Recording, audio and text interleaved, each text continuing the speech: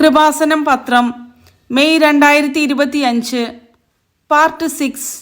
ഇതിൽ ഉൾപ്പെടുത്തിയിട്ടുള്ള സാക്ഷ്യങ്ങളുടെ video കാണുന്നതിനുള്ള link ഡിസ്ക്രിപ്ഷനിൽ കൊടുത്തിട്ടുണ്ട്. എറണാകുളം കരിമാളൂരിൽ നിന്നുള്ള രഹന ജോളിയുടെ സാക്ഷ്യം. ആങ്ങള 25-ാം വയസ്സിൽ മരണപ്പെട്ടപ്പോൾ സാമ്പത്തിക ബാധ്യത മൂലം നിൽക്കക്കളി ഇല്ലാതായപ്പോൾ ഞാൻ ഉടമ്പടിയെടുത്ത് 1 മാസത്തിനുള്ളിൽ മാതാവ് ചെയ്തു തന്നത്. എൻ്റെ സഹോദരൻ 25-ാം വയസ്സിൽ ഒരു ആക്സിഡന്റിൽ മരണപ്പെട്ടു. റെന്റ് കാർ ബിസിനസ് ചെയ്യുകയായിരുന്നു. ഫിനാൻസിൽ നിന്ന് വണ്ടികളെടുത്താണ് ബിസിനസ് നടത്തിയിരുന്നത്. ചേട്ടന്റെ മരണശേഷം ഞാനും അമ്മയും എല്ലാ ബാധ്യതയും ഏറ്റെടുക്കേണ്ടി വന്നു.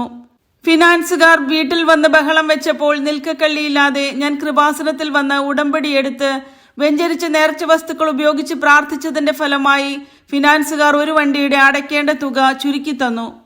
2ാമത്തെ വണ്ടി ചേട്ടന്റെ ഒരു കൂട്ടുകാരൻ എടുത്തിട്ട് പൈസ തന്നു. അതും അടയ്ക്കാൻ പറ്റി.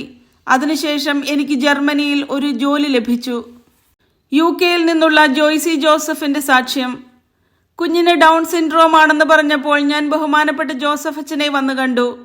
അച്ഛൻ തലയിൽ പ്രാർത്ഥിച്ച ശേഷം അടുത്ത സ്കാനിങ്ങിൽ സംഭവിച്ചത്. എന്റെ 2ാമത്തെ കുഞ്ഞിനെ പ്രഗ്നന്റായി 5-ാം മാസത്തെ സ്കാനിങ്ങിൽ കുഞ്ഞിന് ഡൗൺ സിൻഡ്രോം ഉണ്ടെന്നും കുഞ്ഞിന് ഗ്രോത്ത് വളരെ കുറവാണെന്നും പറഞ്ഞു. ഞാൻ മമ്മിയെ വിളിച്ചു പറഞ്ഞപ്പോൾ ഞാൻ ഉടമ്പടി എടുത്തിട്ടുണ്ടെന്നും മാതാവിനെ ഏൽപ്പിച്ചിട്ടുണ്ടെന്നും നീ ധൈര്യമായിരിക്കാനും പറഞ്ഞു. ഞാൻ കൃപാസനത്തിൽ വന്ന് ഉടമ്പടിയെടുത്ത് ബഹുമാനപ്പെട്ട ജോസഫ് അച്ഛനെ കണ്ടു. അച്ഛൻ തലയിൽ കൈവച്ച് പ്രാർത്ഥിച്ചപ്പോൾ എൻ്റെ ശരീരത്തിൽ ഒരു തണുപ്പ് അനുഭവപ്പെട്ടു. അച്ഛൻ സൈത്ത് തന്നിട്ട് അടിവയറ്റിൽ പുരട്ടി പ്രാർത്ഥിക്കാൻ പറഞ്ഞു. അതിനുശേഷം സ്കാനിങ്ങിൽ കുഞ്ഞിന്റെ ഗ്രോത്ത് നോർമലായെന്നും ഒരു കുഴപ്പവുമില്ലാതെ ഒരു കുഞ്ഞിനെ നൽകി അനുഗ്രഹിച്ചു. എറണാകുളം വരാപ്പുഴയിൽ നിന്നുള്ള മേരി ജോസഫിന്റെ സാക്ഷ്യം. പുതിയ ഉടമ്പടിയുടെ സൗഭാഗ്യ ചിഹ്നമായ പരിശുദ്ധ ദൈവമാതാവിനെ ഭവനത്തിൽ സ്വീകരിച്ച മേരിയുടെ ആരും വിശ്വസിക്കാത്ത ഞെട്ടിക്കുന്ന ഉടമ്പടി സാക്ഷ്യം. എന്റെ മകൻ ജോലിക്ക് വേണ്ടി ബോംബെയിൽ ഒരു സ്ഥാപനത്തിൽ 2.5 ലക്ഷം രൂപ കൊടുത്തെങ്കിലും ഒന്നും ശരിയായില്ല. ഞാൻ കൃപാസനത്തിൽ വന്ന് ഉടമ്പടിയെടുത്ത് പ്രാർത്ഥിച്ചു. പിന്നെ നാട്ടിൽ വൈറ്റിലയിൽ 60,000 രൂപ ജോലിക്ക് വേണ്ടി കൊടുത്തു. പിന്നെയും 3 ലക്ഷം കൊടുക്കണമെന്ന് പറഞ്ഞപ്പോൾ ഞാൻ കൃപാസനത്തിൽ വന്ന് ആരാധനയുടെ സമയത്ത് കരഞ്ഞു പ്രാർത്ഥിച്ചു. അപ്പോൾ ബഹുമാനപ്പെട്ട ജോസഫ് അച്ഛൻ ഒരു സ്ഥലത്ത് 2.5 ലക്ഷം രൂപ കൊടുത്തത് നഷ്ടപ്പെട്ടു. പിന്നെ 60,000 രൂപ കൊടുത്തു. ഇനിയും പൈസ കൊടുക്കണമോ എന്നറിയാതെ ഇവിടെ ഇരുന്ന് ഒരമ്മ കരയുന്നു.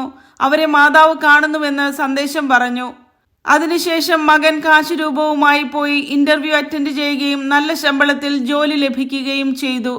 തിരുവനന്തപുരം കാര്യവട്ടത്തു നിന്നുള്ള ജിജിൻ സതീഷിന്റെ സാക്ഷ്യം. എക്സാം ഹാളിൽ 6ാം തവണ സപ്ലിമെന്ററി പരീക്ഷ എഴുതുമ്പോൾ ഒരു സ്ത്രീയുടെ ശബ്ദത്തിൽ മാതാവിനോട് സംസാരിച്ചു.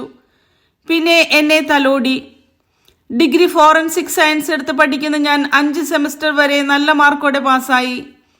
6ാമത്തെ സെമസ്റ്റർ 5 പ്രാവശ്യം എഴുതിയിട്ടും പാസ്സായില്ല.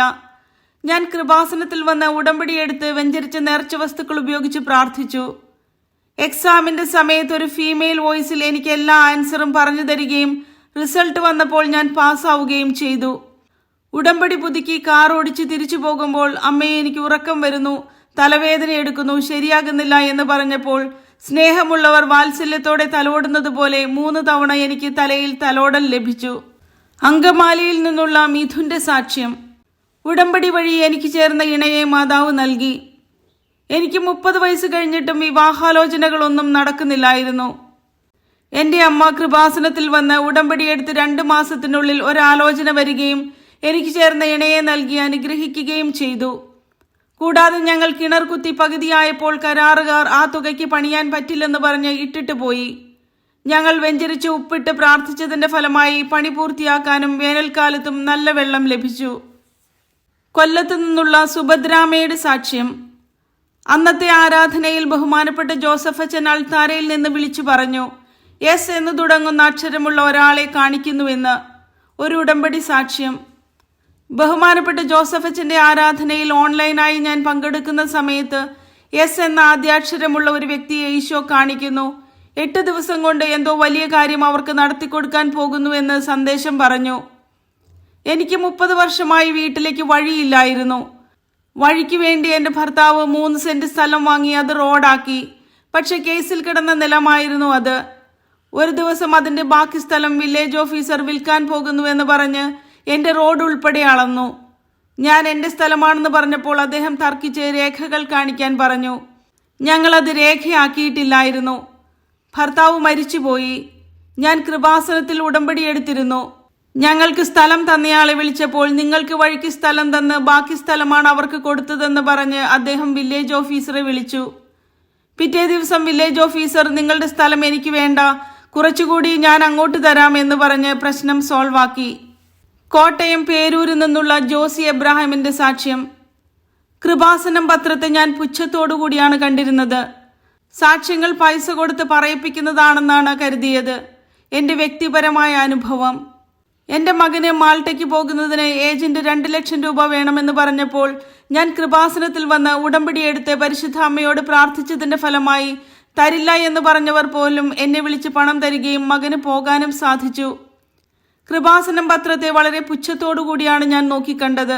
സാക്ഷ്യങ്ങളൊക്കെ കാശ് കൊടുത്ത് പറയിപ്പിക്കുന്നതാണെന്നും എല്ലാം തട്ടിപ്പാണെന്നും പറഞ്ഞിരുന്ന എനിക്ക് പരിശുദ്ധ അമ്മ വലിയ അനുഗ്രഹങ്ങൾ ചെയ്തു തന്നു.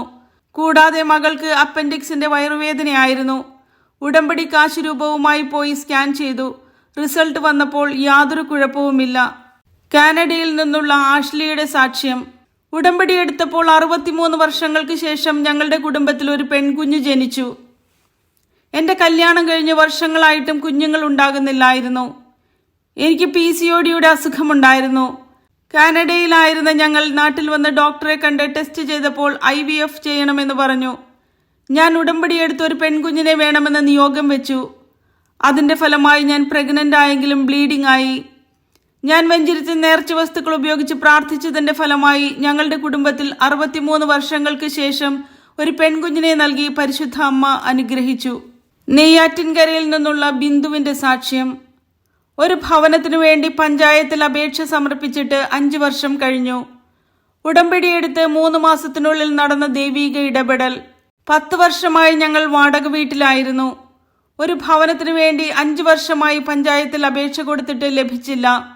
ഒരുപാട് തടസ്സങ്ങളായിരുന്നു.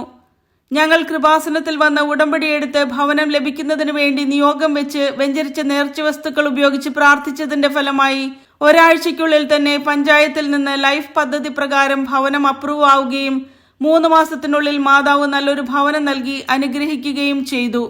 കൊല്ലത്ത് നിന്നുള്ള ജോൺസൺ ആന്റണിയുടെ സാക്ഷ്യം. ഉടമ്പടിയെടുത്ത് തിരിച്ചു പോകുന്ന വഴി മാതാവിന്റെ വേദന ഏറ്റെടുത്തു.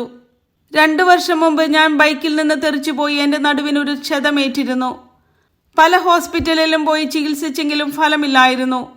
നടുവ് നിവർത്താൻ പറ്റാത്ത അവസ്ഥയായി. ഞാൻ കൃപാസനത്തിൽ വന്ന് ഉടമ്പടിയെടുത്ത് തിരിച്ച് എൻ്റെ സ്ഥലത്ത് ബസ് ഇറങ്ങി നടക്കുമ്പോൾ ഞാൻ പോലും അത്ഭുതപ്പെടത്തക്ക വിധം എൻ്റെ വേദന മാറിപ്പോയി. 4 വർഷമായി എൻ്റെ തലയിൽ ഉണ്ടായിരുന്ന മുഴയും ഉടമ്പടി തൈലം പൂശി പ്രാർത്ഥിച്ചതിൻ്റെ ഫലമായി മാറിക്കിട്ടി.